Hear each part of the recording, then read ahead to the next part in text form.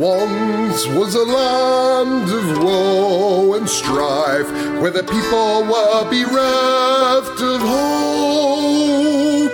They prayed to their gods of might and light to deliver the heroes of old. Instead they got heroes. Did you hear the quotes in my voice of moral ambiguity? They may help or may not help you at all. Depends on what's in it for them. They kick and they punch and they maul and they smash. They lie and they scheme and they burn and they slash. Succeed or fail, it adds to the tale. Dungeons and Debacle starts now. Hello and welcome to this episode of the Dungeons and Debacles podcast. I am your host and dungeon master, Kevin.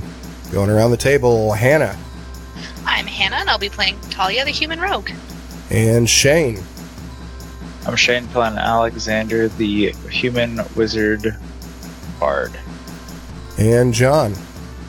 New. I'm playing Alunodas, Elven monk, devotee of ruin.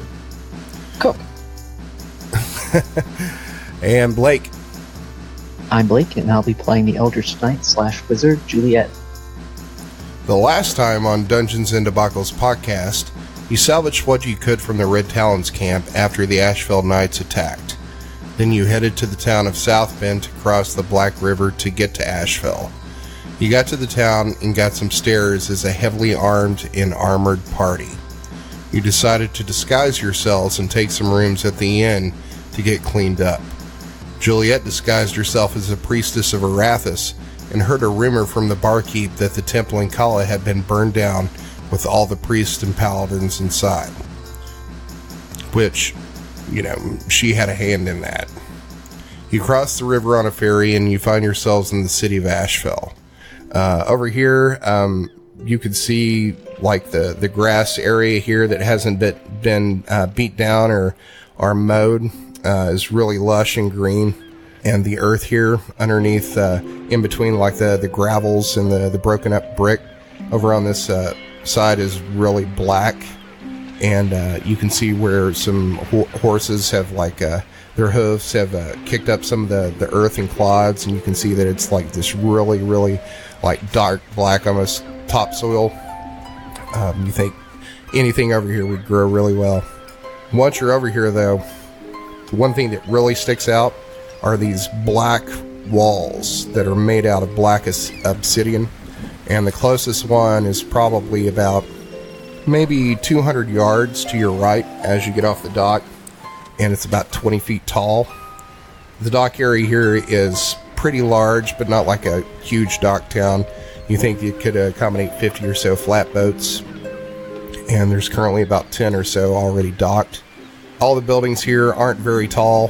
They appear to be about 2 to 3 stories tall, except for a fortress in the middle of this town. It's about 10 stories tall. It's kind of got like this, not a dome, but kind of like sloped up conical look to it. It appears to be made out of obsidian and granite, kind of like cobbled together in this stone. And you're going to see all these like arrow ports for ballistas coming through these small windows on basically all sides of this thing. Currently you're in the dock area, and you're going to see some shops and such, and blacksmiths along this area. You're also going to see some granaries and stables and places to store food and to move it around inside the city. So you're going to see a bunch of carts and workers there working, moving stuff in and out of these storage facilities and warehouses. You look around and you see that this city, there's probably about maybe 2,500 people that live here. And you're also going to notice that there's some guards on these docks. They're all dressed like the guards that you faced outside of that shanty town with the Red Talons. They're all wearing breastplate and black tunics with the red volcano on their chest, and they're carrying spears and longswords. Okay, so don't get too close to these guys. Make sure you keep your disguises and your personas. Speaking of which, Talia and Alexander, what do you look like now? Brown hair, just regular, like human. Nothing out of the ordinary. I I went with just a halfling woman. Okay. So both of you look exactly the same. Is that what I'm... No, now I look over 21. Oh, okay. It's going to be really awkward if she gets hit on in this city. Super awkward. All right. So, you want to duck in and get some shopping done, Juliet, and then we can skedaddle? Well, I mean, I'd like to rest here as well, but if that is not the case, then... I'd rather get out of this city as quickly as possible. Turin says, yeah, I don't like spending any more time than I have to in cities. But if you're going to rest, this is probably the place to do it. Once we get outside the walls, it's hard to tell what we'll run into. I know there's Ashfell and half-orc patrols going on outside. We have the horses. We probably shouldn't stay the night. Didn't Edel want to sell the horses, though? Not here. Not with the brands. I don't know where else he's going to sell them. Edel says, it won't be here. We'll get caught if we try to sell the horses here with those brands. It can wait. It'll just cost us some grain to feed them. Or we can always eat them if we run out of food. That is not going to happen. So, you can forget about eating the horses. Why, you never had a horse meat? It's not that bad if you've got enough salt. And Turin's gonna nod. He's right. They stew up a treat, but yeah, I wouldn't eat it, just because I'm vegetarian. If I told you I'm vegetarian, you should be vegetarian. Now, I thought you ate souls. I guess that's vegetarian? No, that's Edel. Oh, right. Edel's actually gonna chuckle at that. Okay, so... Juliet is going to search around for some sort of merchant district or magic district, if there is such a thing. The merchant district you're going to be able to find pretty easily. You're going to see 3 main roads that connect into like a central circular like common area, like a square. And around this circular street, you're going to see basically all kinds of shops. From like fruit and vegetable vendors, butchers, clothiers, some blacksmiths, some weapon shops, and you're going to be able to find one magic shop / potion shop. Perfect. Potion shop is where I will head. All right, so that's going to be in the central part of this town, in the merchant district. Before you head into the shop, what need does a priest of Arathis have for magic ink? Maybe Alexander should go in and buy that. What is it? Rather than Juliet buying the magic ink, maybe you should do that because she's dressed as a priest of Arathis. I could, but if I go inside and it's a magic shop and the person's attuned to magic, they can probably try and discern that I'm not really in my actual form. True. I guess Alunodas will go in and buy it. Well, I guess I'll go in and buy it then. Sorry, staying in character. All right, so you come to this one-story building down here in the southern portion of this circular area below the tower, and it's called the Costwise Cauldron. And you walk inside, and you're going to smell a lot of spices and incense. There is basically like a strip that you walk down, and on either side of this strip that you're walking down, that's probably maybe 7 feet wide, there's glass cases all the way around that you can't get behind, but inside the glass cases is basically like a jewelry shop, if you will, where all the potions are laid out and some magical items. And there is a woman elf behind the counter. This is welcome to the Costwise Cauldron. How may I help you? Hello, madam. I need some magic ink suitable for inscribing spells in a spellbook. Do you carry that? Oh, yes, of course. Excellent. I'll take a few vials of that, if you would. Okay. And she opens one of these sliding cases behind the glass on the right side, and you see 3 bottles of ink, and one appears to be like a blood red color, a black, and another one is like a dark blue. And she says, any particular color you're looking for? I have black, red, and blue. I think red would be most appropriate in this case. Thank you. Okay. And she's going to pull out a vial that's glass that appears to be about maybe 3 inches in diameter and about 6 inches tall, with a cork stopper on top of it. And she puts it down on the counter and says, will that be all for you? Yes. All right, that'll be 15 gold pieces. Very good. And he hands her the money. Nice doing business with you. And you as well. Thank you. He takes the vial, heads back outside, and carefully hands it over to Juliet. Oh, this looks fantastic. How much did it cost you? Only 15 gold. Don't worry about it. Wait, 15 gold? You're serious? Is that a lot? No, that's quill ink, practically. Oh, I asked for something suitable for inscribing spells. It's gonna be hundreds of gold pieces. And it's red. Some of the pages are red. I'm sorry. I thought you would like red. It's alright. I'll do something else with this thing.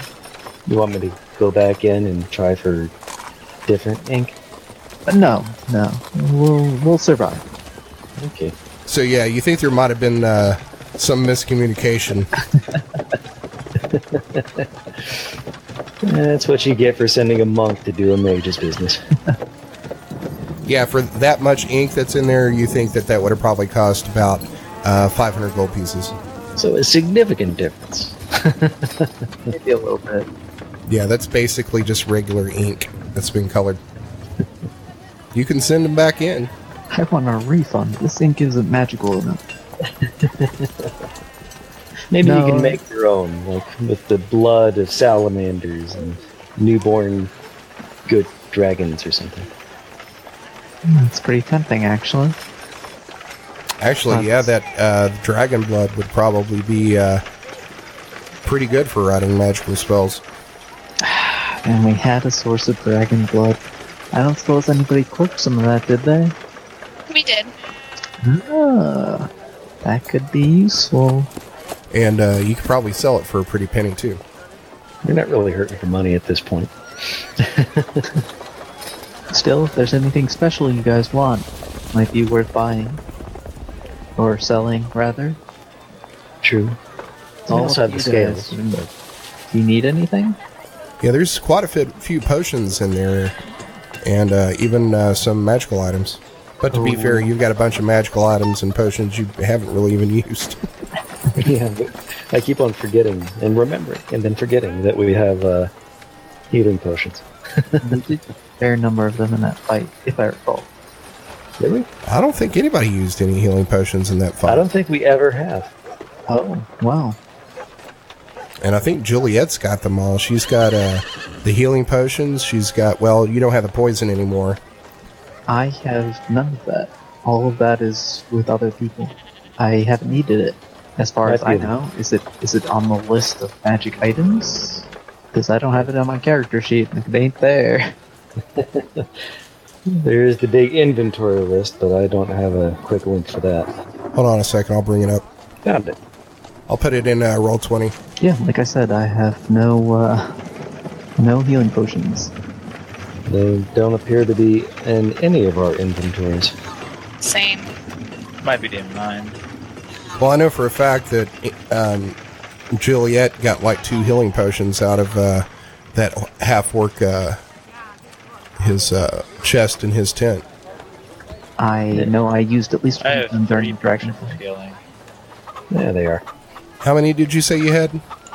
3, I guess. There you go. I think those were the ones that we bought on our initial trip whenever we ran into the Costco place. Oh yeah, Matt Cedric's Discount Goods and Adventures Emporium. Yeah. That's the one. So you might want to put those in here or on character sheet somewhere. Yeah. Plus, I don't think anybody's added any items from Cassic's fight. No, we have, because I have the cool pillowcase. I also have the Amulet of Dominion and K6 notes. And Talia also has the coin of eavesdropping. So all of that should have been distributed. Well, I think there was a bunch of stuff in there that people either didn't take or didn't put in the bag. Any rate, we can hash that out outside of the podcast. Yeah. Talia, are you wearing that magic armor? Or we have leather armor in the bag of holding? +1 and +1 to initiative. I am not. I should be. Yeah. It would basically give you the same bonuses as you have with your studded leather armor, except you would get +1 to initiative. And that's why. I'll put that on in the next opportunity. All right. So you guys are basically in downtown Ashfell. So what are you going to do? Going to check out some local restaurants or maybe the buskers? Or are you going to find a inn? I heard this is a good place to invest in real estate. Anything like that? Nah, we should just leave town, I think. The real estate prices here are out of hand just because they're not really building up and they're surrounded by a wall, so they can't really expand out into the river. I would just like to point out that A, we're not quite 100% rested up, and B, we don't know anything about what's out there, so we should at least do a little research on the streets. I know, Talia, you already tried that in South Bend, but there might be more information here. Yeah, let me check. Let me see what I can find out. Well, Turin would know a lot of the stuff about what's going on outside of this city. He might not know so much, about the politics and everything going on in the city. But remember, he is your guide. Turin, do you know of any place that's sort of secluded? Maybe we can rest outside of the city? Outside the city, I mean, there's basically forest, and we can find a spot, but there's no guarantee that we won't be discovered by an Ashfell patrol or even a patrol of half-orcs scouting near the city. If we're outside these walls, we should just be prepared for anything. If we are going to camp, we'll have to sleep in our armor and make sure our horses are ready to go at a moment's notice. Everybody is on guard right now because of the troubles between Ashfell and the half-orcs that we've stirred up. I think that's just what we'll have to put up with then outside the city. I agree. Talia, maybe you can see how eager the humans are to fight, how afraid they are of the half-orcs. Yeah, let me spend some time in a tavern, just sitting and listening. Ah, right, you're 21 now, I forgot. All right, so Talia's going to try to find an inn and hang out and eavesdrop. What are the rest of you guys doing? Does anybody want to go with her? I'm fine. She'll figure it out. I'm not a stealthy person. Alunodas is used to hanging out in taverns with Talia. You can go with her. Okay. It's funny because it's true. And she usually takes the lead there. So you're going to find pretty immediately a place here in downtown. This is a two-story inn that looks very well maintained. Most of the stuff that you see here, this city looks like it's doing pretty well for itself. It's not that large, but you're not really seeing anything that would be like a slum area or, people who aren't well dressed running around. Even the laborers look like they're, dressed in some sort of uniform for this merchant guild or that.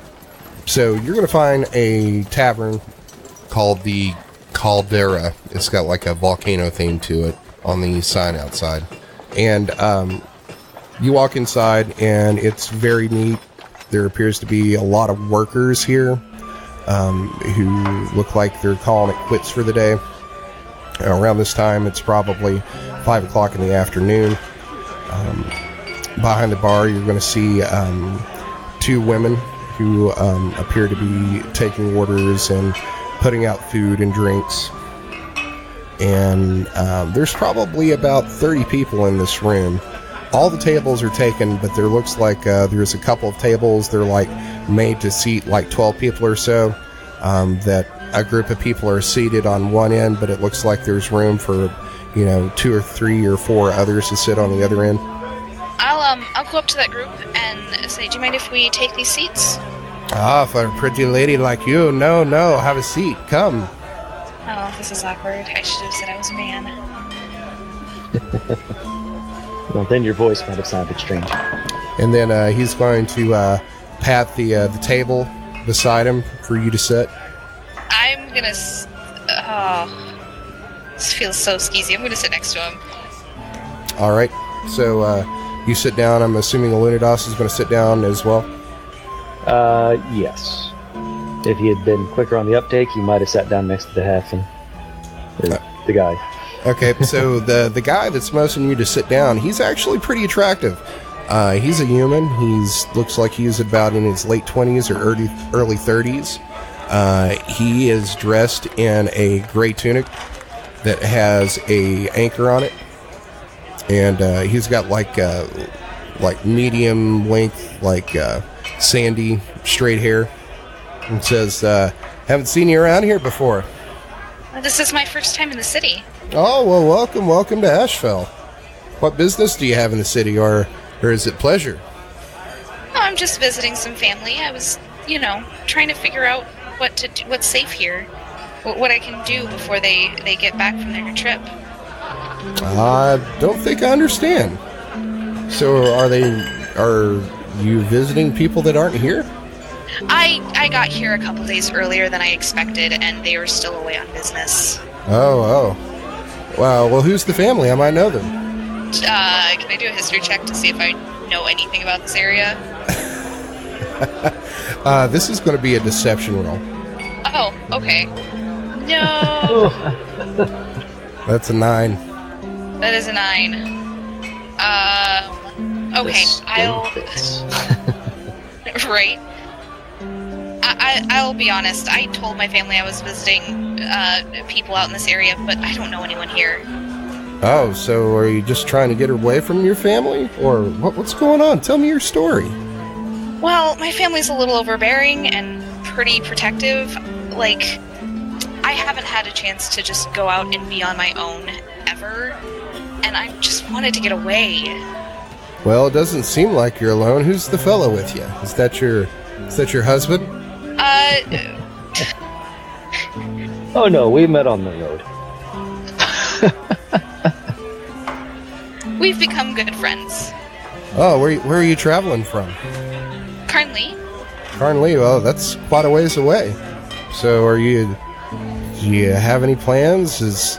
Are you just traveling to Ashfell? I mean, where are you going? I planned on, sorry, give me a second. Yeah, I mean, basically your entire story just smells like bullshit to this guy. But this last part was true. It was very true. I plan on staying here for a couple days, then maybe traveling on, seeing the rest of the world. As much as I can, basically. Yeah, you gotta get that done while you're young. I basically went to work straight out of schooling into the guild, working down on the docks. I wishing I'd taken some time to explore this area before, the trouble between Ashfell and the half-orcs. What trouble? Oh, you haven't heard? No, this is the first I'm hearing of it. Well, I probably wouldn't go out much outside the walls. If you are, I'd probably cross the river into South Bend. I don't know where you're coming from, but the area to the north, it's pretty hot right now. That sounds dangerous. Yeah, it seems the half-orcs have been attacking Ashfell. It's the rumors I've heard. I haven't seen them attack the city per se, but I've heard there's been many patrols and guards that have been wandering the area north of here, within our territory, mind you. They've been attacked by the half-orcs. I don't know what kind of trouble stirred that up, but here we are. I know I won't be going out there. No, that sounds dangerous. Thanks for the heads up. Yeah, the rumor is that it's Red Talons that have been stirring up this trouble between Ashfell and half-orcs, but I don't know if that's exactly true or not. Red Talons? Yeah, Red Talons. Crazy cultists? The very ones. I thought those were just a myth. I did too. I still don't know if I believe it myself, but the rumors are the Red Talons have been trying to stir up trouble between Ashfell and the half-orcs. I have no idea why, but that's the rumor. The rich always want someone to blame other than themselves. Ain't that the truth? Oh, where are our manners? Wait, I'll wave the server over. You need drinks. So he's going to raise up his hand and motion for one of the servers to come over, and he says, drinks here for my new friends. What will you be having? I'll just have some juice, if you have it. Maybe a vegetable smoothie. And the waitress is going to say, we don't really have anything smoothie, do you say? I'm not familiar with that. Oh. We've got milk. Do you have juice? Like out of a fruit? Yeah. No, we don't have anything like that. We got some milk that we keep around for the kids and water. And then ale, spirits, and wine. Some milk would be nice. Strong teeth and healthy bones. As you say. I'll have a mead. All right. And she's going to walk away and come back a few minutes later and set the drinks down in front of you. The guy who's been talking to you says, Where's my manners? We haven't even been introduced. I'm Jacob. I'm Alan. I'm Jessica. Nice to meet you. So, what's going to be your next steps? Are you staying in town for a bit? Just a couple days, and then I think we're going to move on. Probably not to the north. Yeah, that'd be wise from what I hear. We haven't seen much traffic from the north lately from the traders that used to be bringing in goods. Most of them are coming in from the river now to avoid the trouble. I guess the word's spread that far. So maybe we'll take the river out of town. Probably a good idea. We should make preparations for that. Get our stuff in order. Be responsible. Well, what about you, friend? Besides working on the docks, what do you do around town? What's fun in Ashfell? Oh, what's not fun in the downtown district? There's plenty of taverns and places to dance and hear music. We even got this new place where you can go and throw hatchets. Oh, I think I'd like to try that. Yeah, it's fun. It makes you feel like a barbarian. Maybe we'll do that after we're done here. Yeah, and there's words. And there's also a new place where you have to escape a dungeon. Oh, most exciting. Yes. Do they have monsters and everything? No. Basically, it's like a dungeon, and you have to find clues and things like keys and buckets and trapdoors underneath hay, like you're in a real dungeon, to find your way out. Wow. All the fun without any of the danger. I like it. And then we engage in small talk and finish our drinks, unless Talia has more that she would like to find out. No, I already feel awkward enough flirting with this guy. Yeah, Talia's still on the stage where boys are stinky and stupid. Well, we'd best be on our way to the river then. And he's going to ask for your, what would be the fantasy equivalent of your digits? Carrier pigeon's coloration. So, he's going to ask you if you'd like to go to the hatchet throwing place sometime while you're in town. Well, where is it? Maybe we can make plans to meet up there later this week. Oh, it's only 2 blocks down, but I thought you said you were only going to be in town 2 days. Well, yeah. I guess that'd be tomorrow, wouldn't it? God, it feels like I'm going to be here longer. We've been traveling so much, I've kind of been hoping for a place to stop. Well, so let's meet there tomorrow afternoon, then. Oh, that sounds great. It's over here on Elm Street, just about 2 blocks down from where we are right now to the east. What's it called, so I know that I'm at the right place? It's called the Hatchet Throw. It's a little on the nose for me, and not very punny. I could probably come up with something better. I'm sure you probably could. Well, I've dabbled with some poetry. I'm sure you're a fine hand at it, but we need to find an inn and start making arrangements for our trip downriver, and then finding the hatchet place. Well, all right. Well, maybe I'll see you around sundown tomorrow at the hatchet throwery. Sounds like a plan. And then Jacob says, great, it's a date. And we can head back outside. All right, what's everybody else doing right now? I don't know. Maybe just loitering around. Walking around the city. All right, so you're walking around the city, and most of what you're seeing in this downtown area is mainly restaurants and bars and taverns and shops. You past the hatchet throw, and they've got window cutouts so you can see people inside throwing hatchets at targets. And You see a lot of the targets right now look like half-orcs. So you think they're probably like cashing in on the half-orc threat right now.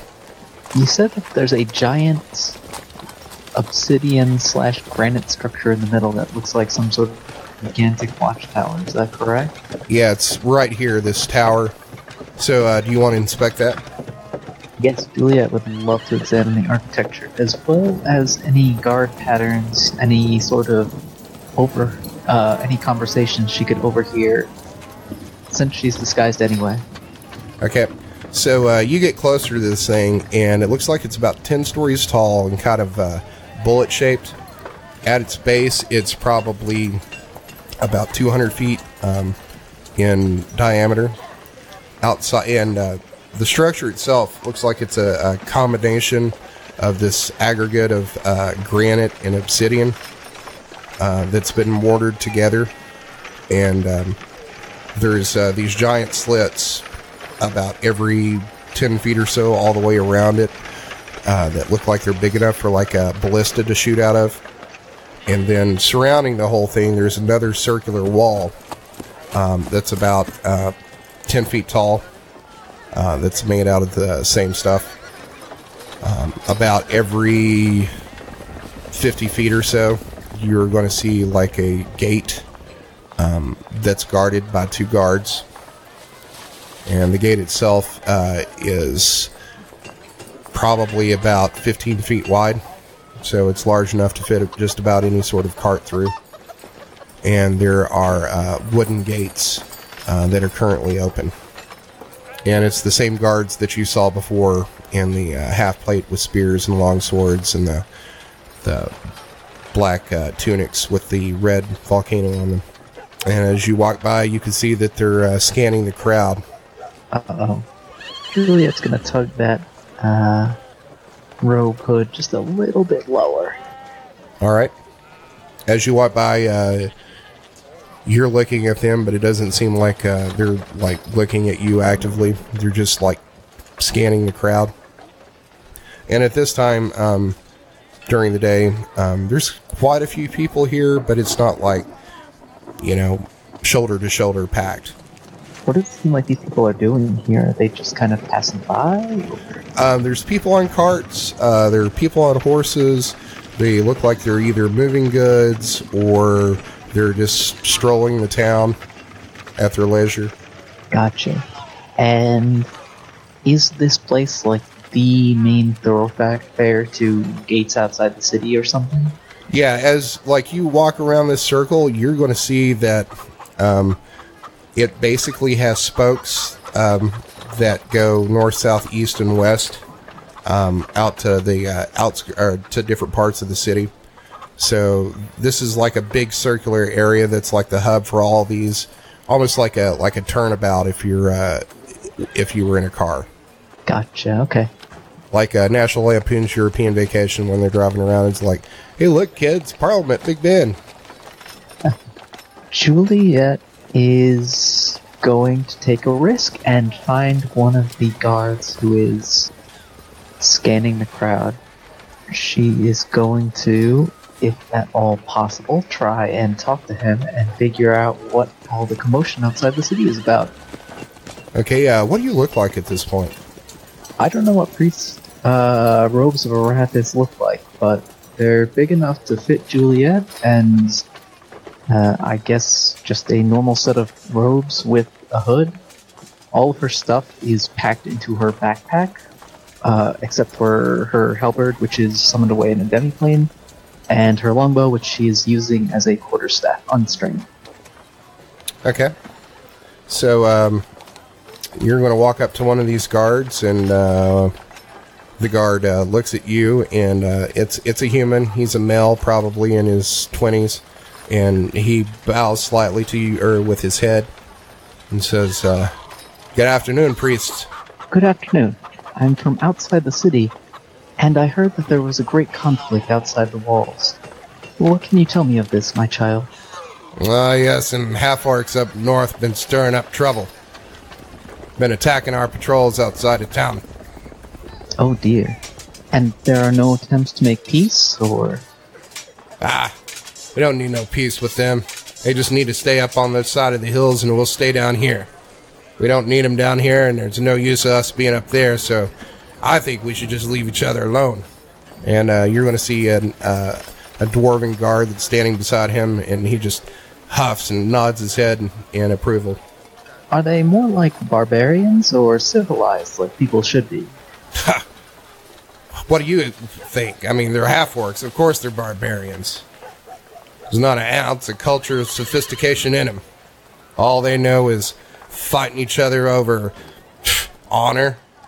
What is even that? I mean, they don't have anything to trade. You know, that they don't have anything that we need from them. There's just petty wars and skirmishes for them. That's all they know is fighting. Perhaps one day they'll see the light of Arathis and embrace civilization, but I can see why they'd be problematic. Yeah, I mean, of course, as a priestess of Arathis, I mean, you get it. Oh yes, very much so.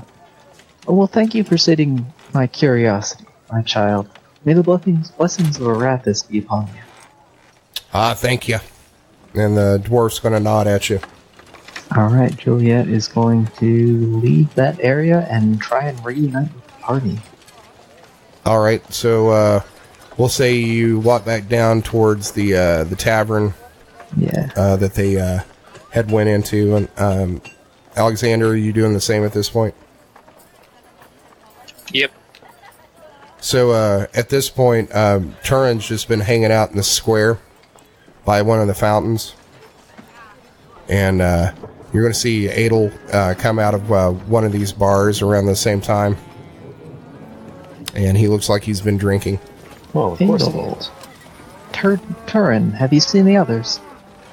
I saw them walk into that bar, and you see him spit on the ground as he sees Edel walking out of another bar across the street. And he says, "There's your hellspawn." Lovely. Says, "We about ready to go? What are we doing?"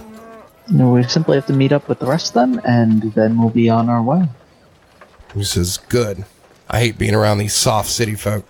Don't worry, we'll find some nice, uncomfortable rocks outside. He says, "Are you mocking me?" No, not at all. Roll for deception. Yeah, roll deception. Uh-oh. Here's where it ends, boys. 15? All right, Could be 15. worse. Hold on. So he looks at you oddly, and it says, "I don't get your humor." It's a Dragonborn thing. Sure. And then he's going to stand up and says, "Can we get going now?" Yes.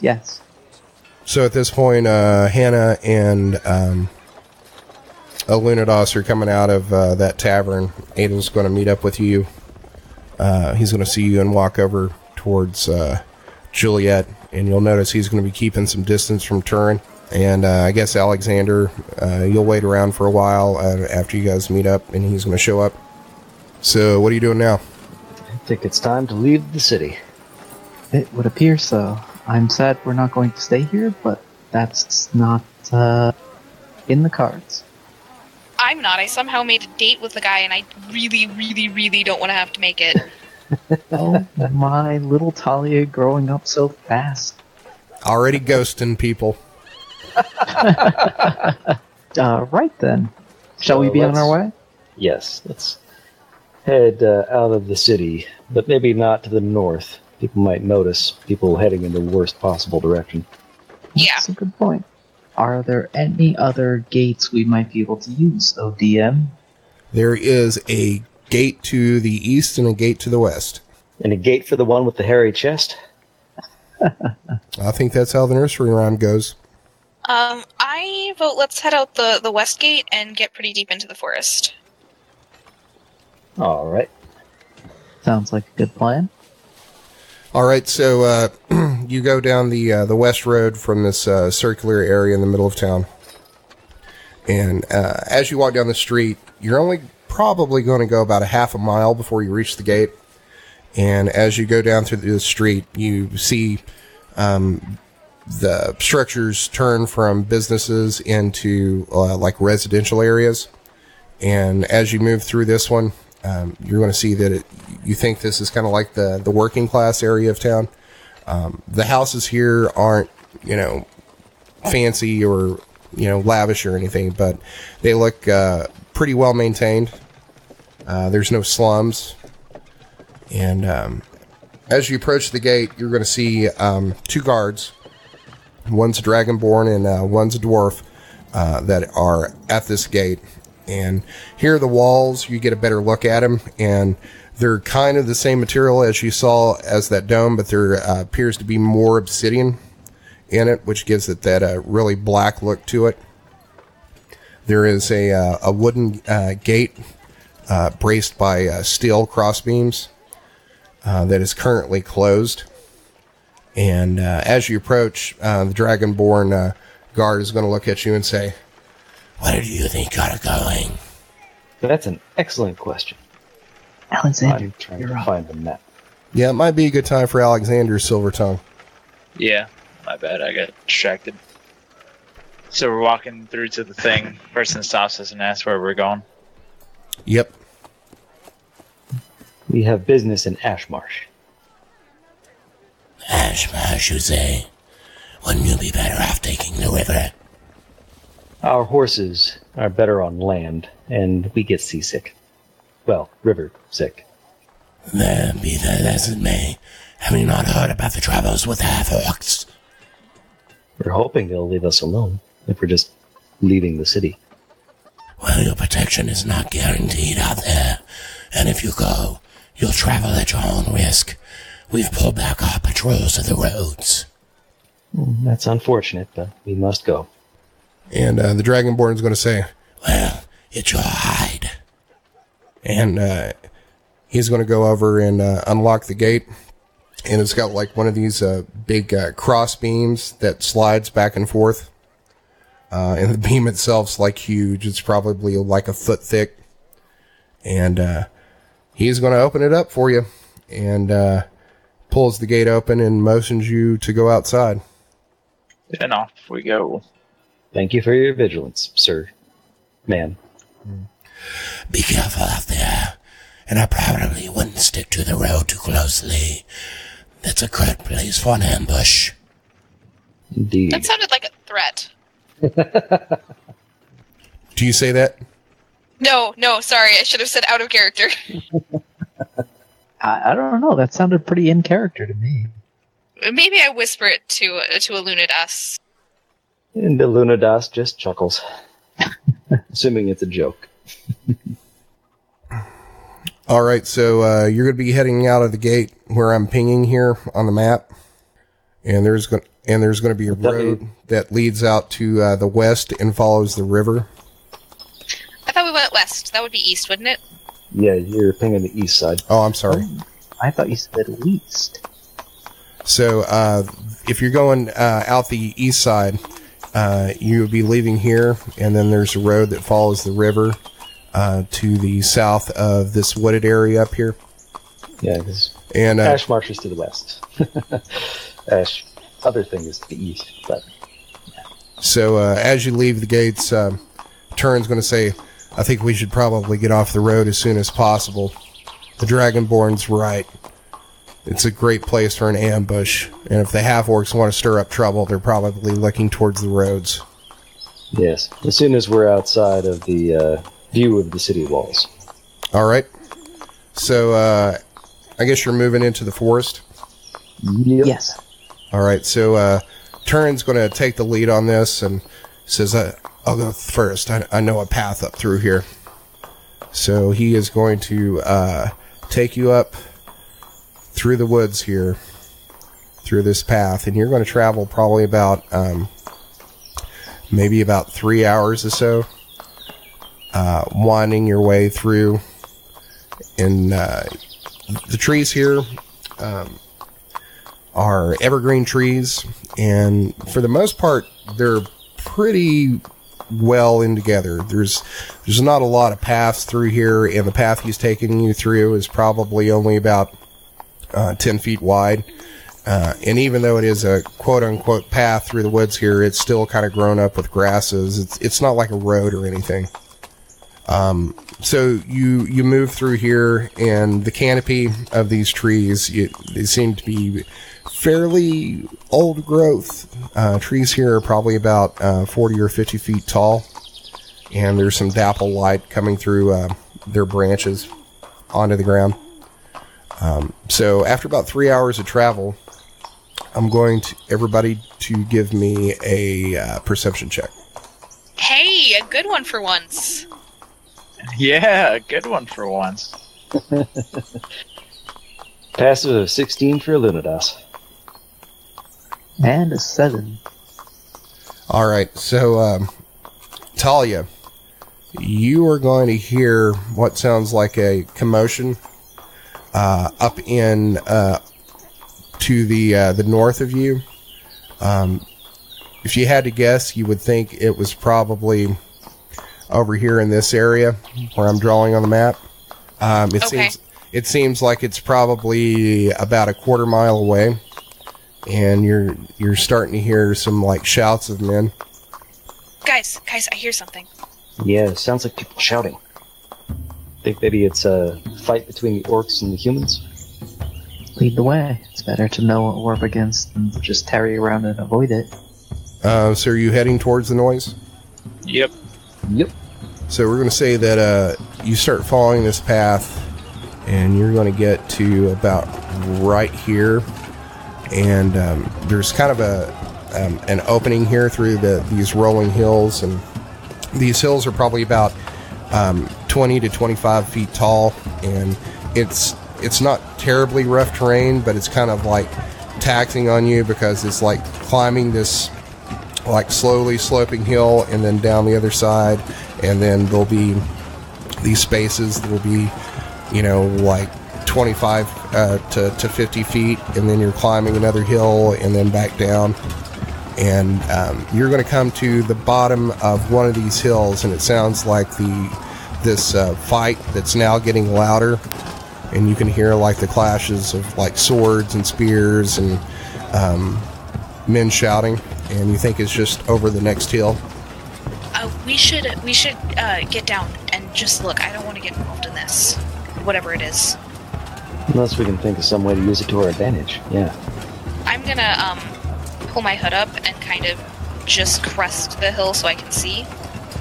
Okay, stand by. Gold later, standing by. And while Talia's getting up there, perhaps we should all be putting on armor, grabbing weapons. Okay, probably not a bad idea. Talia, give me a stealth check. Ooh, that's a 21. So check.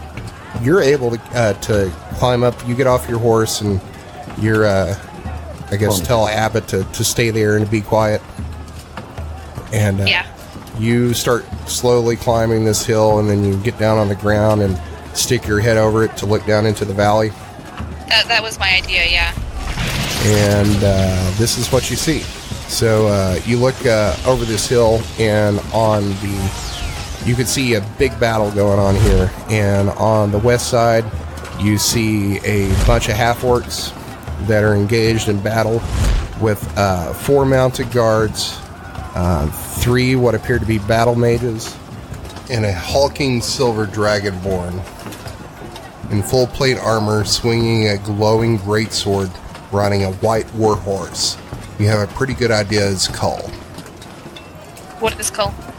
Silver Paladin Dragonborn. Oh god. Right. I am going to scoot back down the hill and tell everybody what I saw. One of the companions. That's a problem. Shouldn't we kill now when we have the chance? Yeah, if we jump in on the side of the half-orcs, we might be able to swing the tide of battle in their favor. Maybe take Call down, but he is one of the companions, and we have to be very, very careful with him. Oh, and didn't the oracle or prophet say something about this? Yes, he said that if we run into Call and try to fight him, we'll die. So that's Let's why. not do that. Yeah, I'm a big fan of not dying. I'm a big fan of GTFO. And yet this seems like such a good opportunity. It does. Like, the benefits of doing this would be that we could gain the half-orc's favor. Yeah. But the consequences are the Oracle said we would die if we fought him. Well, what if we don't fight him? What if we befriend him? Well, I wouldn't want to risk being around an incredibly powerful paladin who basically their gods give him the ability to detect honest people like us. And you guys can't keep up, illusions for very long. I wouldn't want to risk it. Well, then our course is clear. Let's get out of here. I wish we could help the half-orcs and gain their trust. I don't really see a way. Maybe we could cast Fog Cloud, or Talia could cast Fog Cloud over the battle mages. Yeah, but then they would know that someone else is there. Can't shamans cast Fog Cloud? Maybe. I don't know. I'm just a thief. A scoundrel. A scallywag. A noble orphan pushed into a life of crime against your will. It wasn't really against my will. Circumstances conspired against you to... Anyway. But I see your point. Yeah, no, I say we just let that take its natural course, and let's get as far from here as possible.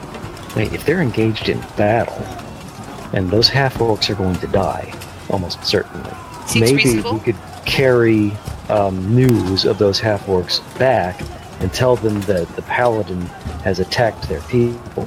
Maybe we could gain their trust that way and poison the half-orcs further against Cool. I mean, that sounds like... But then, wouldn't they be upset that we didn't help? They're all about honor, and running from a fight isn't exactly honorable. True. Well, we'd better make a decision quick, because I have a feeling they're not going to wait for us to discuss to continue fighting. We are humble travelers. We protect ourselves, but we're not strong enough to take on someone like that. I think the truth would serve us well there. Humble travelers? We're humble travelers? Okay, the part where we can't take on the paladin. Either way, we get out of here.